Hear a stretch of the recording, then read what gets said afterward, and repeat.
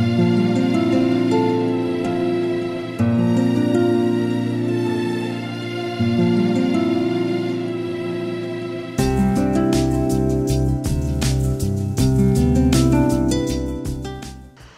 to a walk in the garden. I'm Davey, and this is a garden show, episode 12 on NCTV in Norfolk. Today, instead of being at my garden, we're at the Olive Day School in Norfolk at the Butterfly Garden. And I'm with some members of the Norfolk Garden Club, and I'd like to introduce them to you. This is Michelle, Marty, Sharon, and Emily. And they're going to tell us a little bit about the Butterfly Garden and how it came to be and what they're doing with it. The Garden Club of Norfolk has a number of gardens in Norfolk that they will also tell you about. And this one is a particularly nice garden to have at the school because it's very educational. Marty, can you tell us a little more about how the Garden Club started this butterfly garden here at the school? Well, it's my understanding that about 17 to 20 years ago, a couple of very energetic members of the Garden Club who also had children going to the H. Olive Day School began the butterfly garden. The part right in front of you, I know has been here at least since 2005 when I joined the Garden Club. There was a second part to the left or to the west of this garden that was also part of the garden, or the butterfly garden. It was then replaced several years ago by a butterfly garden for Maddie Savoy, in memory of her. So this is the original part that I know of, how long it's been here, 17 years I am assuming. And in 2012, we added this section to the right when we were given a butterfly bush and the honeysuckle vine. Then last summer, we really got energetic and decided to add this section to the left so that we would have enough room to experiment and to add many more plants for the butterfly garden. So it's changed over its years of existence. And I suspect it's going to change even more. Even more. We continually experiment and we continue to move the plants around depending on what they've shown us they're happy about or where they need to be. How does this garden support butterflies native to the area? Michelle, I think you can answer that one. Well, over the last 3 years, as a lot of us have come together to work on this garden, and we've documented and taken pictures of the butterflies and caterpillars that we've seen locally. Butterflies and caterpillars are very specific with the plants that the butterflies, they take nectar from flowers, and the caterpillars, they eat plants. And because each butterfly and caterpillar is so specific, it's important then to know which butterflies you see locally, and therefore we hope that with that knowledge we'll be able to provide for them in this garden. To date we've seen, photographed 26 butterflies in Norfolk. So that's over the last 3 years, and it's been very helpful. So most of the caterpillar plants and butterfly plants that we have in this garden are based on the butterflies that we've seen. Are there other species that we might see in Norfolk? There are more, over the coming years I think there may be more species of butterflies that we will see in Norfolk, just as temperatures, I think since 1900s, the temperatures have increased by 3 degrees Fahrenheit, and that's had an impact on butterflies. A lot of the southern butterflies are moving northwards, so like the pipe vine swallowtail, it had been very rare in Massachusetts, but now there's more sightings of that, and it's because of warmer temperatures. And also some of the native butterflies of Massachusetts are moving more northwards.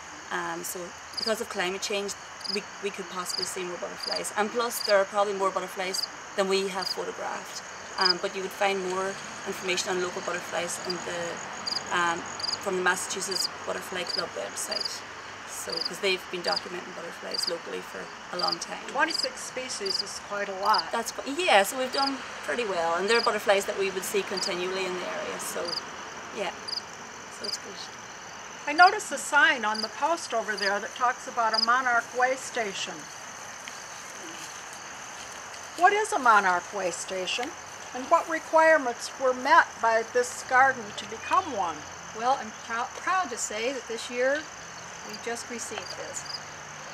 Monarch Way Station is any area, garden, small area, big area, whatever, that can support the full life cycle of a monarch butterfly, its caterpillar, and to gives it protection.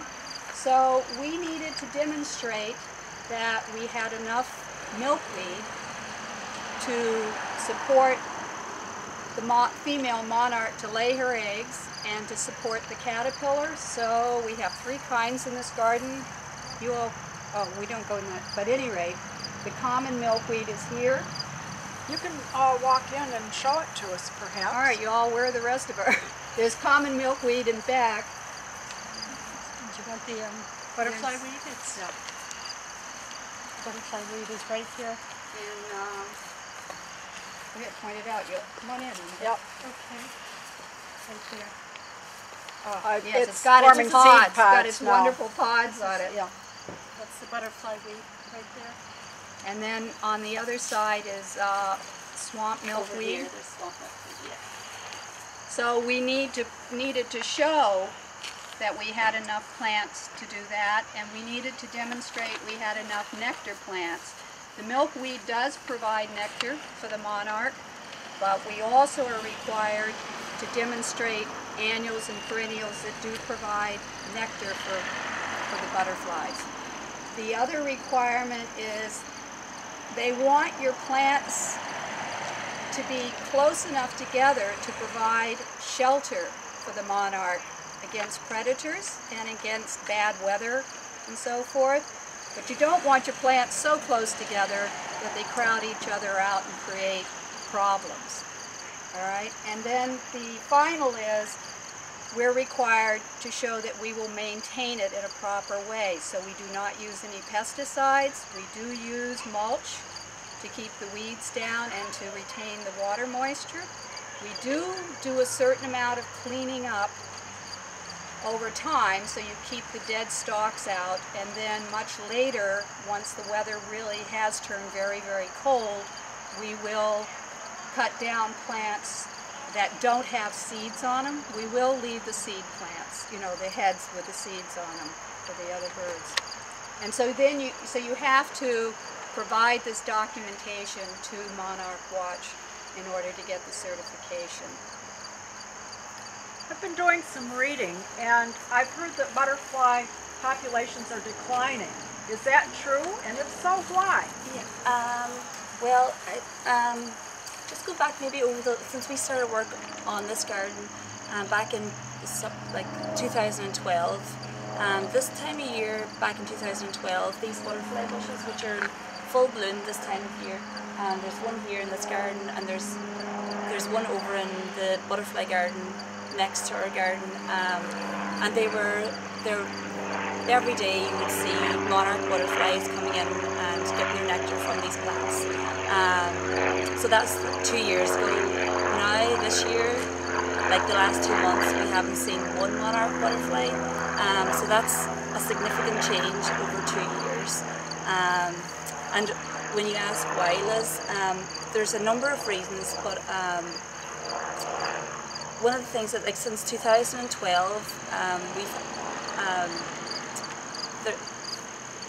there's been, I suppose, an unseasonably cold snap in the southern and mid states in spring.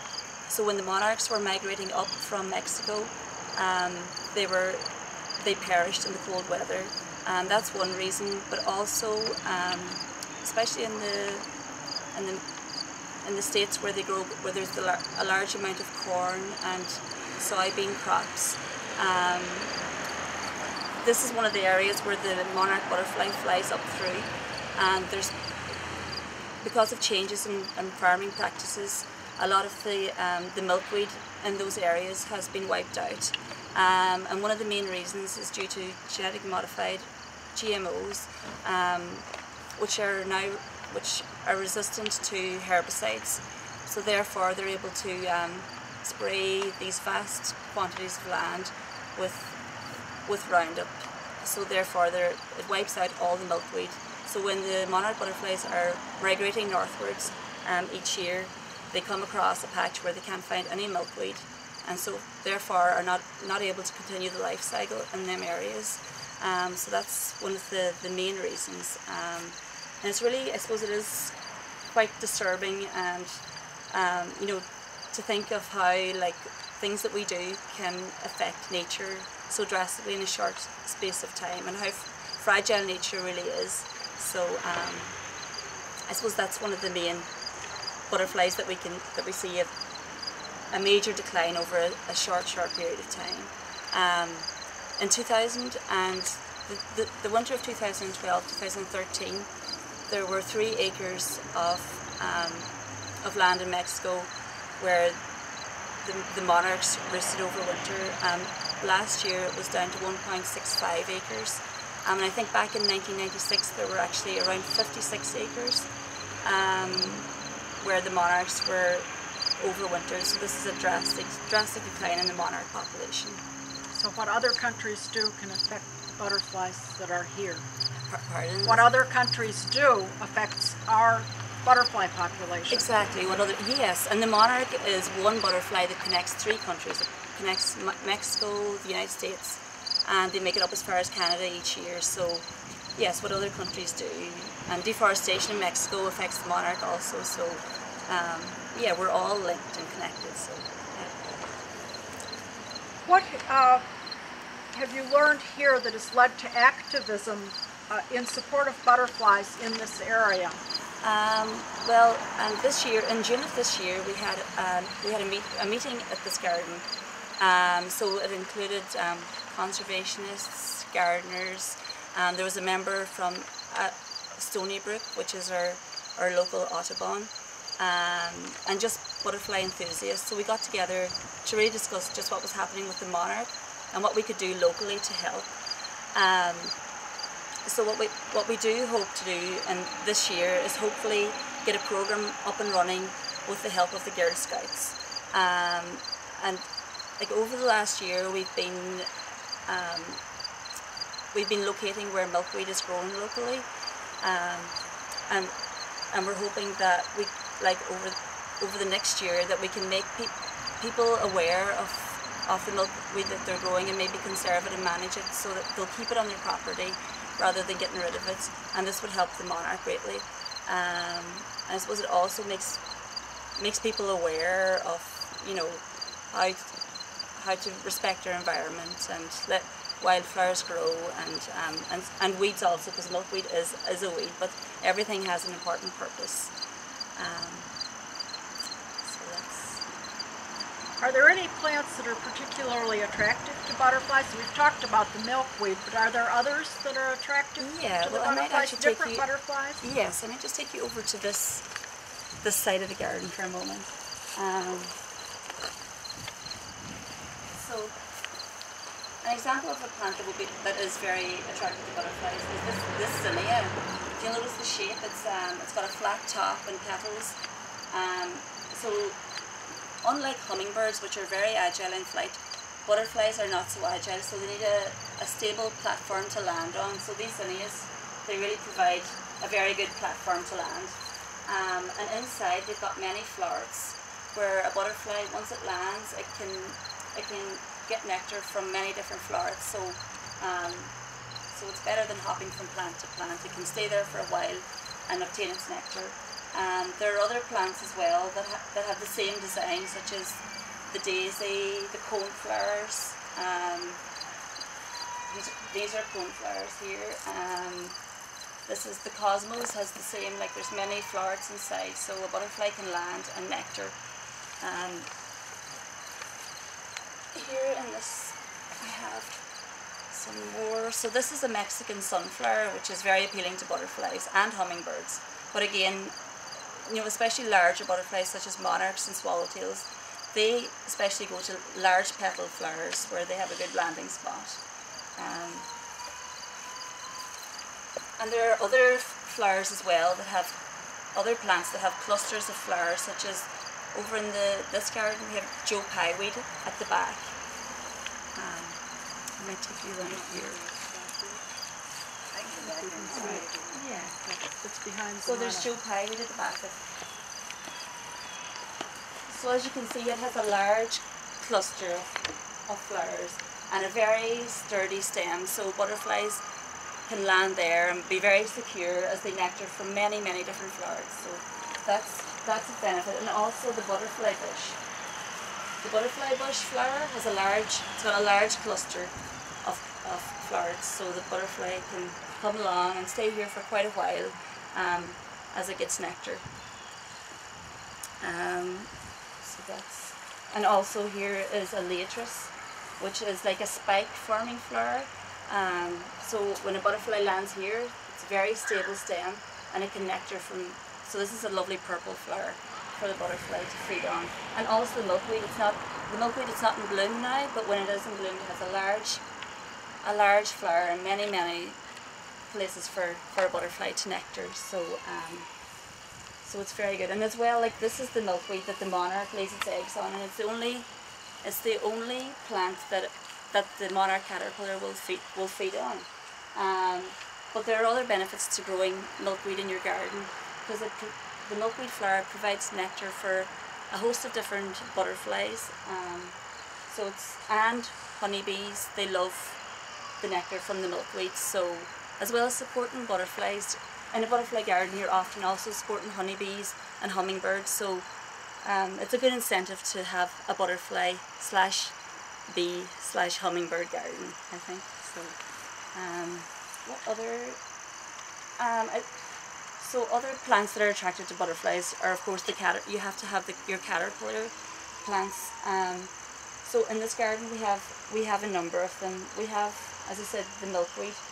We also have the sunflowers, which certain caterpillars will feed on.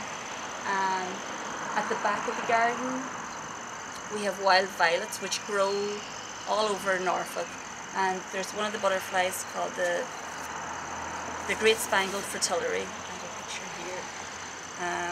But it's a very common butterfly in Norfolk, and it feeds on wild violet. So this is the great spangled fritillary. And the caterpillars of this butterfly feed on wild violet at night.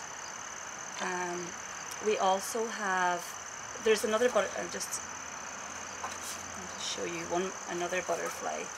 So this is the black swallowtail butterfly, and its caterpillar feeds on the parsley family. So it feeds on parsley, dill, celery, and in this garden we do have parsley and celery. And it also feeds on Queen's Anne's lace, which is very common in our meadows locally. So this butterfly has a range of host plant or caterpillar plants.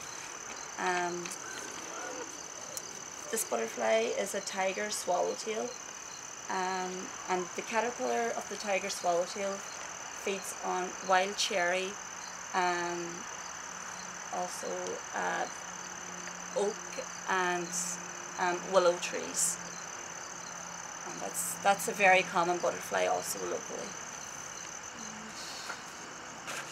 And this is a clouded sulphur butterfly, and you'll often see this butterfly in meadows.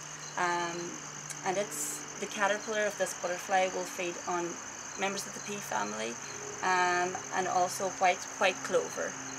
So if you have fields with lots of alfalfa and clover, you'll see this butterfly, and it nectars on a wide range of flowers. Here it's on a Joe Pyeweed, but a dogbean and many other flowers. So that's some of the flowers that are particularly attractive to butterflies. I'm just thinking there's an aster over here that's just coming into flower at the moment. I'll just bring it around. So this is and we have a few asters in the garden, but this is an aster, and this is another plant which caterpillars will feed on. So it's an important, like it provides nectar for the butterflies and it's a food for the caterpillars. So it's a very, very beneficial plant to have in your butterfly garden. And plus it comes into flower in the fall when a lot of other plants are spent, so it's good to have. Okay, here in this vase I just have some flowers that we don't have in the garden, so just to make you aware of some other flowers that are valuable in a butterfly garden. This is Mexican sunflower, so there's a bee coming here to go on the golden rod. So the Mexican sunflower we did have in this garden last year, but we haven't had it this year, but we plan to have it in future years. Just this morning there was a hummingbird came to the Mexican sunflower in my garden, so it's a great benefit to both butterfly and hummingbirds. This is Queen Anne's lace, which grows like throughout Norfolk, and it's one of the caterpillars, a caterpillar plant. So the black swallowtail, its caterpillars feed on Queen Anne's lace. This is goldenrod, which is in bloom now. So it's great to have these flowers that bloom in fall when other flowers are past blooming. So they provide valuable nectar for butterflies in the fall. This is, here I have red, I'm going to take out red clover. It's all tangled here. So this is red clover, but also white clover. They're an important caterpillar food plant. So that's why in your garden, if you have an area at the edge of your garden where you don't mind some weeds growing, it's of great benefit to butterflies, and particularly small butterflies. This flower here is called tall verbena, and bees and butterflies love to obtain nectar from this plant. It's an annual, but it reseeds, and it'll come up every year. And I think that is all. Another one I have in here is mint, and you can see like it has kind of trumpet-like petals, much the same as lupin is another plant that is of benefit to butterflies, and their mouth parts are well suited to the little trumpet petals, so they're perfect for obtaining nectar from. And here's white phlox also. So that's another butterfly. That's where they obtain their nectar from. And butterflies, they really like purple flowers. So this tall verbena. Other examples is the purple coneflower, the butterfly bush, the Joe Pye weed, because they see in ultraviolet light. They're particularly attracted to these plants. But other colours that they're attracted to also are orange, yellows, and whites. But more so the lilacs and purples and blues. They're very much attracted to. And also, one other plant in the garden is the hollyhock, and you can see one flower blooming up here. There's one purple flower at the top, which is another good colour. But the hollyhock, the leaves of the hollyhock, the painted lady butterfly, the caterpillar will eat the leaves. So it's a very beneficial plant to have in the garden for both the butterfly and the caterpillar stage. Thank you. Well, if you want to have a butterfly garden at home, you want to find a spot that is in the sun, because butterflies like the sun. And this spot here has sun all day, but at home you want to find a spot that's about 6 hours or more of sun. And then it's nice to have it slightly sheltered. So if you notice, the building here is kind of sheltering it a little so you don't get the wind as much through here. So that's another feature. The next thing you want to have if you want to attract butterflies at home is to have food for them, because that's what they're looking for. And on our website we've taken all the plants here and we've categorized what butterflies come to them. So this is available for you if you want to download it, and I'll show you the website in just a minute. So you need food for, as we've been saying, for the butterfly and for the caterpillar stage. And in this garden we have it for both. Another thing, in your home garden you don't want to use pesticides because pesticides kill insects, and caterpillars are insects. So you're killing them off if you're using pesticides. In this garden, one of the behaviors of a butterfly is called puddling, and they like to go in dirt and just, they look like they're playing, but they're really looking for a little water source, and also they're getting the minerals from the dirt. We don't have a puddling area yet, but we did have somewhere in there was a little water basin. If it rains, they get some water. Somewhere here, isn't it? Let's see if we can find it. Way under here. Oh, there's water here now. I don't know if you can see it.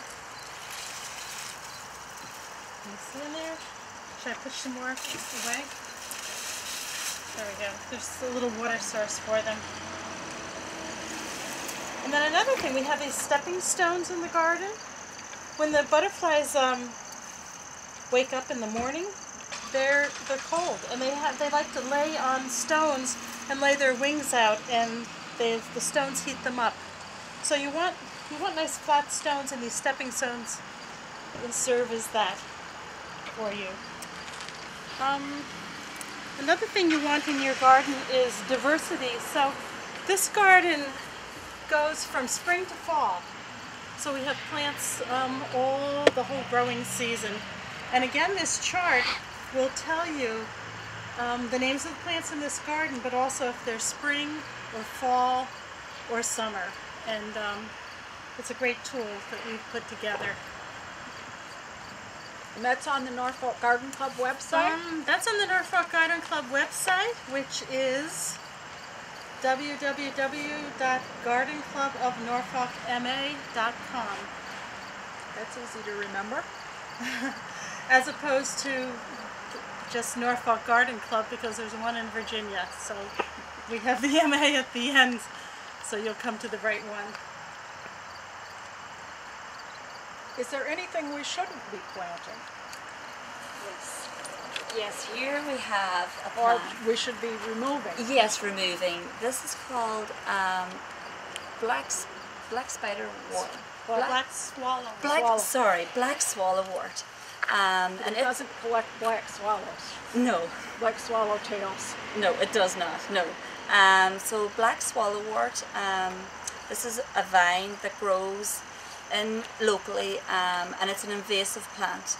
It's a member of the milkweed family, but it was brought in from Europe, so it's not native to America.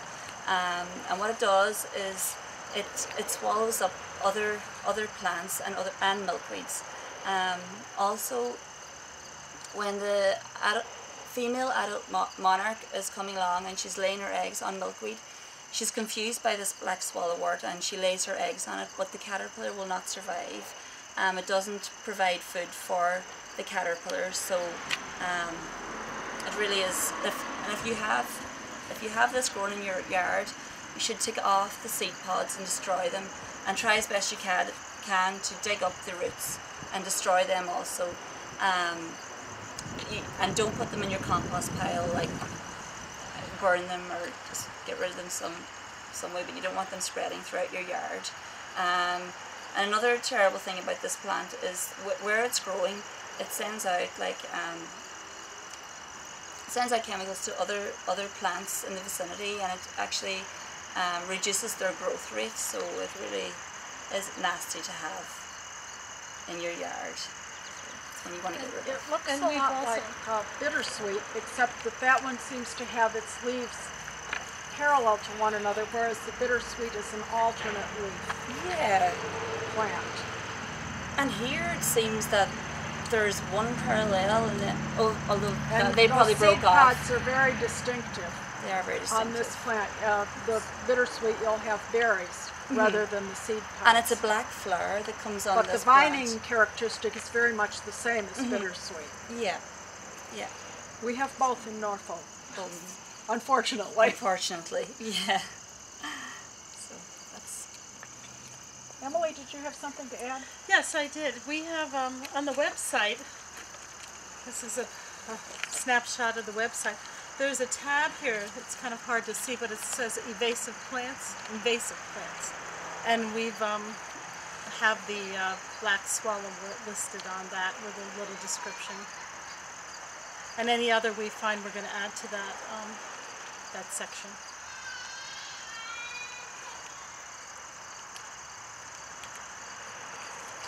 Okay, I'm going to ask Sharon a few questions about the Garden Club of Norfolk. Since this is one of the gardens, can you tell us a little more about what does the Garden Club do? Do we have other gardens in Norfolk that the Garden Club maintains? Absolutely, Liz. Right now we are currently supporting the butterfly garden here at the H. Olive Day School. We also, all of our members share their time and their talent for the beautifying the Norfolk area. We have the gardens in the roundabouts. We also have a rose garden at the Town Hill. We have a birdhouse garden, herb garden. We also have planters that are in the town offices, at the train station, the fire and police department offices. And we are trying to, our new butterfly garden is trying to expand and going to go into and take our talent in with the, at Stony Brook for their, encouraging them to improve their butterfly garden also. Tell us a little more about the Garden Club. When and where do you meet? Our monthly meetings are on the second Wednesday of the month, only from September to June. We meet at the Norfolk Community Library, the Norfolk Public Library at the Community Room at 7 p.m. Many of our members also open up their homes and their gardens for special occasions throughout the summer and the year in the summer. Now, can anyone join, or do you need to be a really experienced gardener with a very nice garden and an experienced gardener? We would love to have anyone who would love to come and visit with us. We have experienced gardeners and newbies. Everyone, you don't have to be a gardener.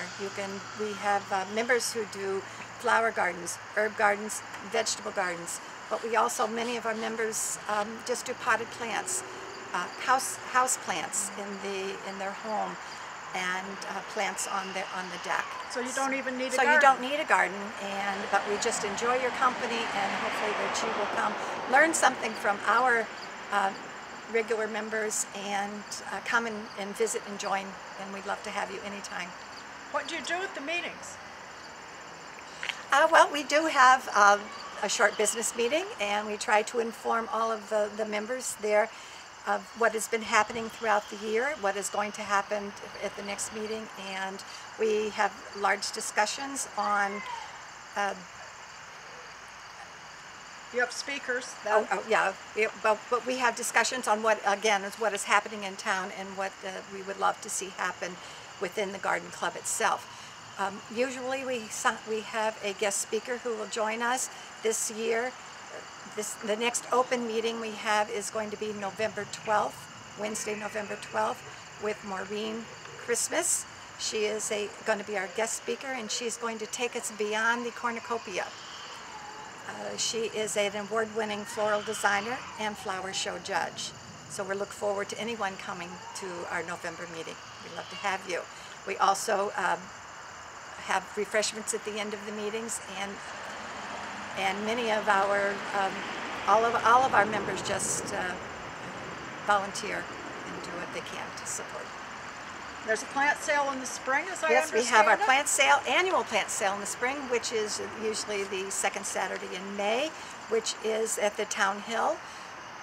All of our members will, in the fall, dig up, transplant, and divide their garden, their flowers in the garden, and then winter them over the winter. And in the springtime, we will come out in full force. And all of our members are encouraged to plant their own gardens, flowers from their own garden. We at the Plant and Bake sale, we have members that are very knowledgeable and will share all of their information when all you have to do is just ask that simple question. We would love to help you out. Yeah. And through our fundraising efforts, we have given scholarships to a Norfolk resident graduating from high school, going on to college. We also may have made holiday greens baskets to share with the families from the Norfolk Food Pantry. We have purchased books, gardening books, that donated to the public library. And some of our members have actually gone out into families in the Norfolk area and given them advice and help and in their own personal gardens. Thank you. So this year, but again, this year, the Garden Club of Norfolk, we will be celebrating our 30th anniversary. So I'm inviting anyone and everyone to come and visit with us, come a couple of meetings, and then please join. We'd love to have you. All of the meetings are open then? Not all of our meetings. We do have a few meetings that throughout the year, because we do some craft items and such, and so as long as we would have enough materials for everyone to make their craft and to, but if we know that you're coming, yes, we'd love to have you join us. We have a holiday party, which is usually at one of the homes of our members, and that really is just for members only garden club. So there are advantages to joining. Absolutely. You get to come and party. Absolutely. Thank you very much. Thank you. I think that about wraps up our show for today. Again, I'm Liz Davey. This is A Walk in the Garden, and today we've been at the H.O. Day School in the butterfly garden that is planted and maintained by the Garden Club of Norfolk and the Butterfly Committee. All of the gardens of the Garden Club, you don't have to work on all of them. If you join the club, you usually join one committee and you work on that garden during the summer months and enjoy it and learn about it. Thank you for joining us today, and the next episode will be back in my garden, and that will be episode 13, I believe, and I look forward to seeing you then.